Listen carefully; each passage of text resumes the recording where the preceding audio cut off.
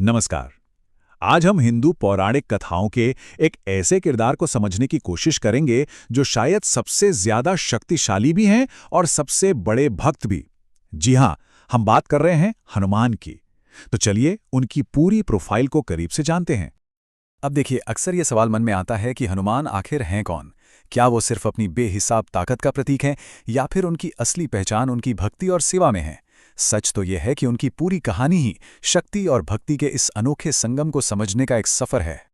तो चलिए कहानी शुरू करते हैं एकदम शुरुआत से, उनके जन्म से, क्योंकि उनका जन्म ही इतना असाधारण था जिसने उनके पूरे जीवन की नींव रखी। अब ये बात बहुत दिलचस्प है। उनके माता पिता दो हैं। एक तरफ दुनिया के लिए वो वानर राज केसरी और मां अंजना के बेटे हैं, लेकिन दूसरी तरफ वो पवन देव के भी पुत्र हैं। इसीलिए तो उन्हें पवन पुत्र कहते हैं। और इतना ही नहीं, माना यह भी जाता है कि वो कोई और नहीं बल्कि भगवान शिव के 11वें रुद्र अवतार हैं। तो चलिए अब आते हैं उस किस्से पर जिसने हनुमान को वो सारी शक्तियां दिलाईं जिनके लिए हम उन्हें आज जानते हैं। ये सब उनके बचपन की एक घटना से जुड़ा है। हम सब ने बचपन में ये कहानी तो सुनी ही होगी, है ना, कि कैसे बालक हनुमान ने सुबह सुबह चमकते हुए सूरज को कोई मीठा पका हुआ फल समझ लिया और बस उसे खाने के लिए वो उड़ चले आसमान में। इस वजह से पूरे ब्रह्मांड में अंधेरा छा गया और घबराकर देवराज इंद्र ने उन पर अपने वज्र से प्रहार कर दिया।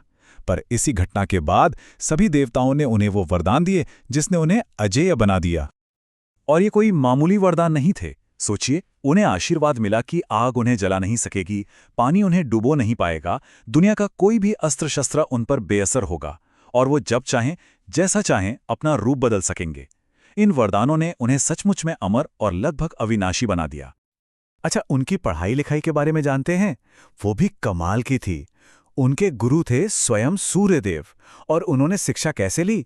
वो सूर्यदेव के रथ के साथ उसी की गति से उड़ते हुए सारे वेद और शास्त्र सीख गए।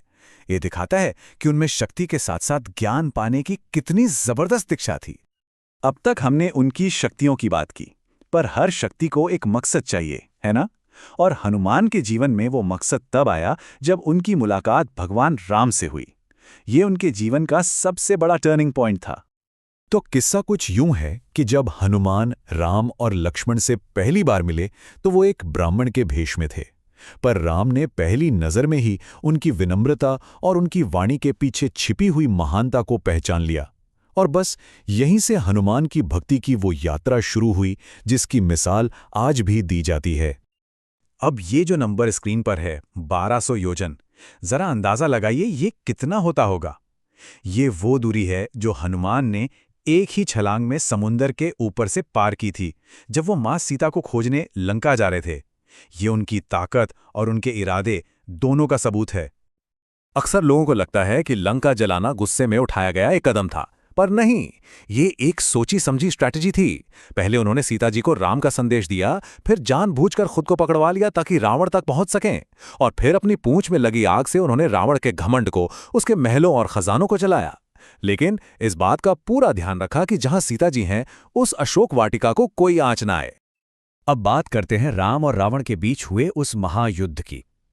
इसमें हनुमान का रोल बहुत ही अहम था और यहीं पर उन्होंने अपनी ताकत और अपनी भक्ति का एक और अविश्वसनीय उदाहरण पेश किया।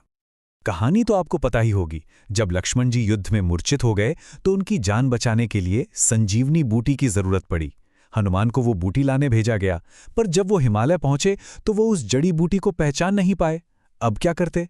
उन्होंने सोचा, कन्फ्यूजन में टाइम वेस्ट करने से अच्छा है पूरा का पूरा पहाड़ी उठा लो, और वो सचमुच पूरा पर्वत उठाकर ले आए। तो क्या हनुमान की कहानी रामायण के साथ ही खत्म हो जाती है? जी नहीं, वो तो अमर हैं, चिरंजीवी हैं, और उनका जिक्र रामायण के बाद दूसरे महाकाव्यों में भी मिलता है। इसका एक बहुत बढ़िया किस्सा महाभारत में मिलता है, जब पांडव पुत्र भीम की मुलाकात हनुमान से होती है। हनुमान एक बूढ़े वानर का रूप लेकर रास्ते में लेटे थे। अपनी ताकत के घमंड में चूर भीम उनकी पूंछ तक नहीं हिला सके। तब हनुमान ने उन्हें सिखाया कि असली ताकत विनम्रता में होती है, अहंकार में नहीं। और एक और दिलचस्प बात, महाभारत के युद्ध में वो अर्जुन के रथ पर भी मौजूद थे। उनके रथ के झंडे पर, जिसे कपिध्वज कहते हैं, कहा जाता है कि युद्ध में जब जब हनुमान गर्जना करते थे, दुश्मन सेना का दिल दहल जाता था। तो इन सारी कहानियों और किस्सों का निचोड़ क्या है? हनुमान आज भी इतने पूजनीय क्यों हैं? इसके पीछे एक बहुत गहरी फिलॉसफी है। चलिए उसे समझते हैं। इसका सबसे बड़ा सुराग तो उनके नाम में ही छिपा है। अगर हम हनुमान शब्द को तोड़ें तो बनता है हनु और मान। हनु का मतलब होता है नष्ट करना और मान का मतलब है अभिमान या अहंकार। तो हनुमान का मतलब ही है वो जिसने अपने अहंकार को नष्ट कर दिया हो। असल में हनुमान 3 बड़े योगों का संगम है। भक्ति योग यानी बिना किसी स्वार्थ के प्रेम, कर्म योग यानी बिना फल की चिंता किए सेवा, और शक्ति योग यानी वो ताकत जो हमेशा धर्म के काम आए। और जब ये तीनों योग एक साथ मिल जाते हैं तो सारी संकट तो अपने आप दूर हो ही जाते हैं। इसीलिए तो वो हैं संकट मोचन। और आखिर में हम इसी एक गहरी मान्यता के साथ इस चर्चा को समाप्त करते हैं। ये एक लाइन हनुमान की शाश्वत मौजूदगी का एहसास कराती है। ये हमें याद दिलाती है कि कैसे अपनी ताकत को सेवा में और अपने अहंकार को भक्ति में बदला जा सकता है।